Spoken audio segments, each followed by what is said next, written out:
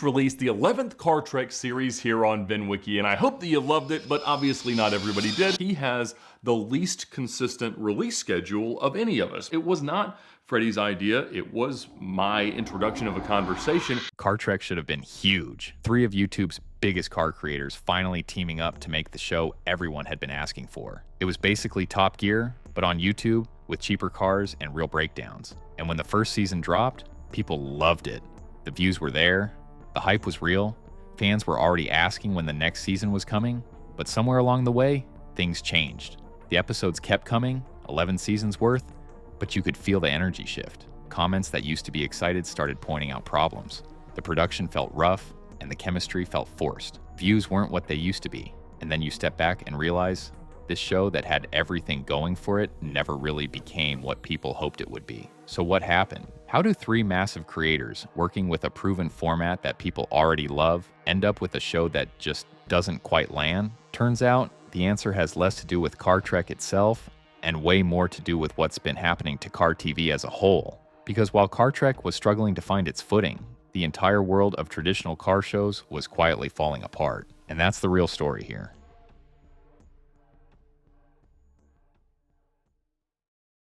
Car Trek started in 2020 as a collaboration between 3 established car YouTubers with a clear goal from the start. The series was built around road trips and challenges using cheap or unusual cars, and it openly followed the structure made famous by Top Gear. The creators themselves acknowledged this influence. The project was essentially an effort to recreate that format on YouTube using influencer personalities instead of traditional TV hosts.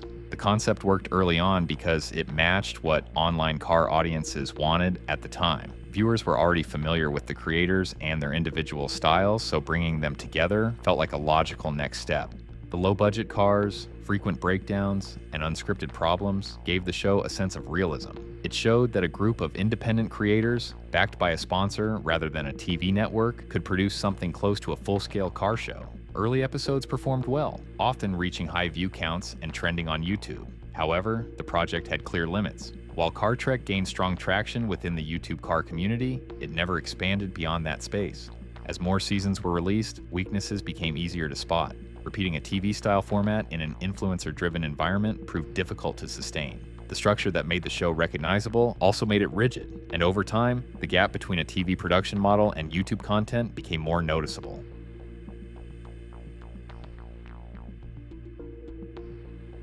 One of the earliest criticisms of Car Trek was that it felt too close to its inspiration. The show openly modeled itself on Top Gear, but that choice came with a downside. The more Car Trek copied the tone, structure, and humor of the original, the more it invited direct comparisons. For some viewers, those comparisons did not work in Car Trek's favor. Discussions on forums and Reddit often pointed out that the dialogue felt planned and artificial. While Top Gear was also scripted to an extent, its banter usually felt natural. In contrast, Car Trek sometimes came across as creators performing lines rather than reacting naturally. This issue was partly due to experience. The hosts were successful YouTubers, but their background was mostly unscripted content like car builds and personal stories. Moving into a semi-scripted show format was a major shift. They did not have years of working together in a structured TV environment, which made timing and chemistry harder to develop. As a result, some jokes landed awkwardly, especially in the earlier seasons, and certain interactions felt forced rather than spontaneous. Car Trek also relied heavily on homage. From the intro to the challenge setup and camera style, many elements closely mirrored Top Gear and later the Grand Tour.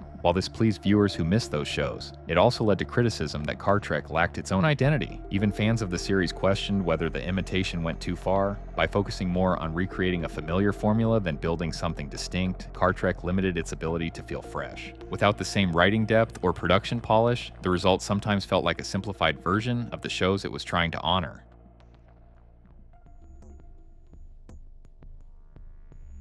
One of Car Trek's biggest weaknesses was production quality. This was the area where it could never match traditional car shows like Top Gear or the Grand Tour. Those shows had large crews, high budgets, and years of experience filming cars in a cinematic way. Car Trek did not. It relied mostly on sponsors and a very small team. In some seasons, the crew behind the camera was only a couple of people, which made it difficult to film 3 hosts, multiple cars, and a full road trip story at the same time.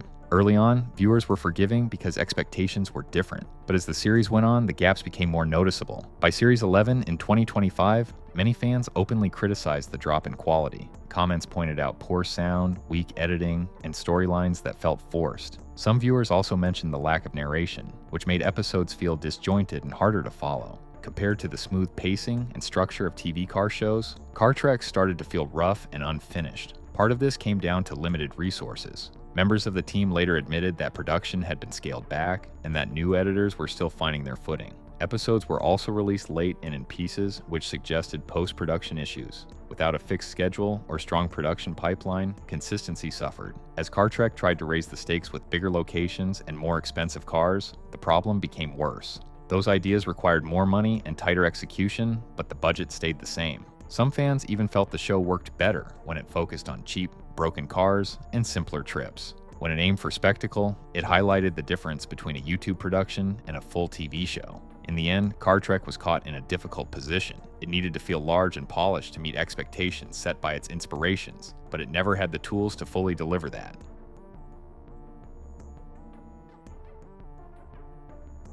A car show doesn't work on cars alone. It lives or dies on the people hosting it. And this is another place where Car Trek struggled. On Top Gear, the chemistry between Clarkson, Hammond, and May felt effortless. They'd spent years working together, learning each other's timing, and figuring out exactly how to play off one another. Car Trek didn't have that advantage. Its hosts came together later, each with their own audience, their own style, and their own way of being on camera. To be fair, there was real respect between them, and you could feel that at times. When a car broke down or a plan went wrong, their reactions were often genuine. Each person brought something different to the table. Ed knew the history and facts. Tavares was the guy fixing things. Hoovy leaned into bad decisions and laughed at himself. That mix should have worked, and sometimes it did. Seeing creators who usually lived in separate corners of YouTube share the same screen was part of the appeal.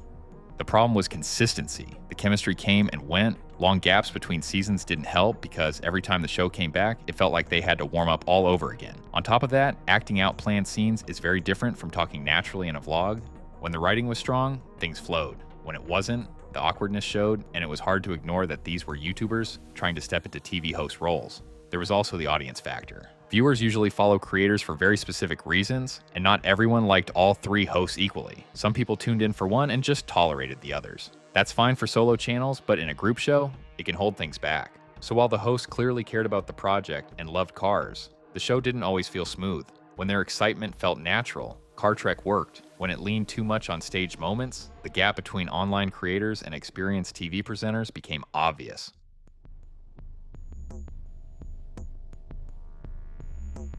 Another issue that kept holding Car Trek back was how it was released. Unlike a TV show with a fixed schedule or a streaming series that drops everything at once, Car Trek followed YouTube's loose rules. Episodes came out when they were ready, sometimes days apart, sometimes weeks. On top of that, episodes were split across different channels, with one part on Tavares' channel, the next on Hoovy's, then another on Ed's. That made sense from a creator point of view, but for viewers, it often broke the flow. Because of the long gaps between seasons, interest would cool off. In some cases, fans weren't even sure if the show was coming back at all. When new seasons did arrive, the release pattern flipped the other way, with episodes dropping quickly over a short window. That stop-start rhythm made it hard for the show to build steady momentum. Casual viewers could easily lose track of when the next episode was out, or not realize it had moved to a different channel altogether. Car Trek also suffered from the fact that it was never the main focus for any of the hosts. Each creator had their own channel and business to run, and Car Trek sat in between those priorities. Even the hosts admitted it wasn't something they did for regular views or income, but more as a passion project backed by sponsors. That freedom was nice creatively, but it also meant the show could pause or slow down whenever other work took over. That's very different from a show like Top Gear, where the hosts and crew were fully committed to it year-round. Sponsorship added another layer of friction. Each season depended on sponsor deals, which could affect timing and scale. While the integrations were usually tied into the story, some viewers still saw the show as a long-form ad rather than pure entertainment. That perception, fair or not, changed how some people engaged with it. Put together, these issues made Car Trek feel like an event that popped up, disappeared, then returned months later.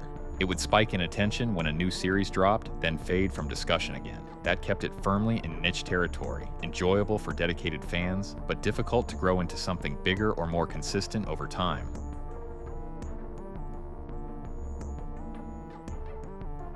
To really understand why Car Trek struggled, you have to look at how much the media world has changed. Over the last decade, attention has shifted away from traditional TV and toward online creators. Car Trek exists because of that shift. 10 or 15 years earlier, 3 independent creators making their own car show without a network would not have been realistic. In the YouTube era, it became possible because those creators already had large audiences and sponsor support. That's something the creators themselves have admitted. Their influence came from years of building personal brands online, and that influence made Car Trek possible without backing from a company like the BBC or Amazon. In that sense, Car Trek is a product of the influencer era. It's a show that could only exist after platforms like YouTube changed who gets to make real media. This change is especially clear in car content. Today, many car fans spend more time watching creators than TV shows. People tune in to creators like Doug DeMuro, Chris Fix, or others who rebuild cars, review supercars, or race for fun. These creators often pull view counts that rival or beat cable TV audiences. Viewers like the direct connection. It feels more personal, more honest, and less polished. Car companies have followed that shift too, choosing YouTubers and influencers over magazines or TV ads to promote new cars. This broader shift matters because it changed the rules of competition. On TV, a car show might compete with a few others in the same time slot. On YouTube, Car Trek was competing with thousands of car videos released every week. Other creators were doing road trips, challenges, and group projects of their own. Channels like Donut Media could drop a high-energy car challenge at any time, pulling attention away instantly. Viewers weren't limited to one option. They could click away at any moment. At first, Car Trek stood out because of the collaboration. 3 big creators together was the hook, but once that novelty faded, the show had to compete on execution alone. And in a crowded, fast-moving platform like YouTube, that's difficult. Online audiences move quickly, and loyalty is thinner than it used to be with TV shows. There was also a mismatch in format. Influencer content usually works because it breaks TV rules. It's shorter, more direct, or deeply personal. Car Trek, even though it lived on YouTube, followed a fairly traditional TV-style structure. Episodes were linear, moderately long, and not very interactive. It didn't fully lean into binge-style releases, nor did it tap much into audience interaction. That put it in an awkward middle space.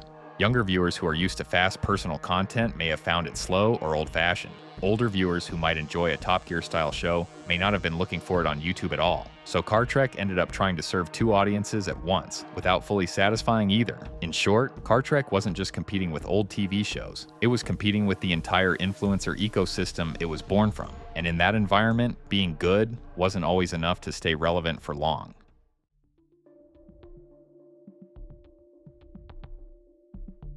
While Car Trek was dealing with its own problems, traditional car TV was falling apart at the same time.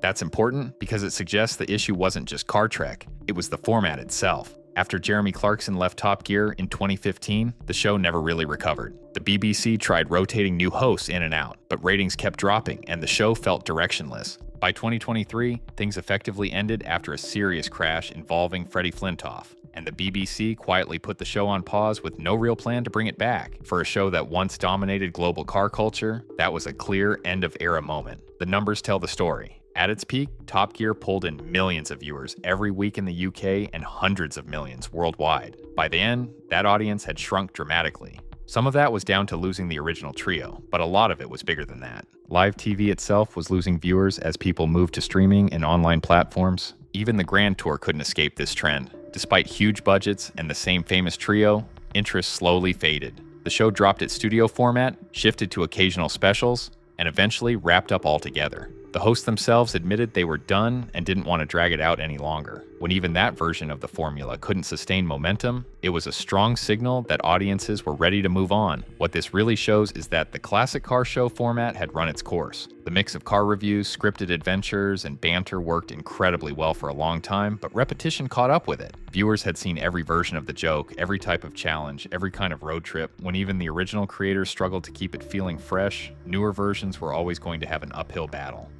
This puts Car Trek in a clearer light. It wasn't failing in isolation. It was trying to revive a format that was already losing its grip on mainstream attention. Nostalgia helped at first, but nostalgia only goes so far. The kind of massive audience that once tuned in for Top Gear every week had already scattered across YouTube, streaming platforms, and social media. Car content didn't disappear. It just fractured. Instead of one dominant show, there are now thousands of creators each serving smaller, more specific audiences. That's the environment Car Trek entered. Not a dying interest in cars, but a world where no single car show can dominate the conversation the way TV once allowed. In that sense, Car Trek wasn't behind the times. It was caught in the middle of a transition. The old TV model was fading, and the new creator-driven model rewards flexibility, speed, and constant novelty. Trying to hold on to a traditional TV-style format in that landscape was always going to be difficult.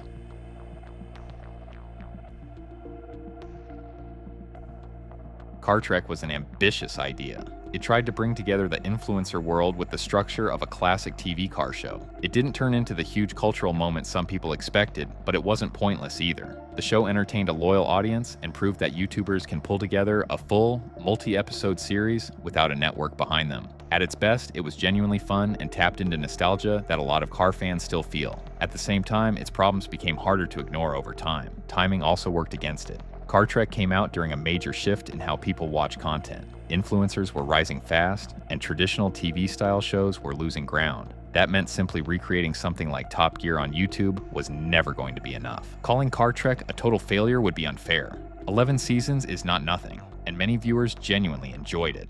But it also didn't change the game or reach far beyond its core fan base. Instead, it became a lesson. Popular creators and nostalgia can get people to click, but they don't guarantee long-term impact. In the end, Car Trek sat between two worlds. It was made possible by the influencer era, but it held onto a TV mindset that was already fading. Its story shows how much automotive entertainment has changed. Car culture is still thriving, just spread across thousands of creators instead of a few big shows. The future likely belongs to content that fully embraces what online platforms do best, rather than trying to recreate what worked in a very different time. Tuna No Crust, signing off.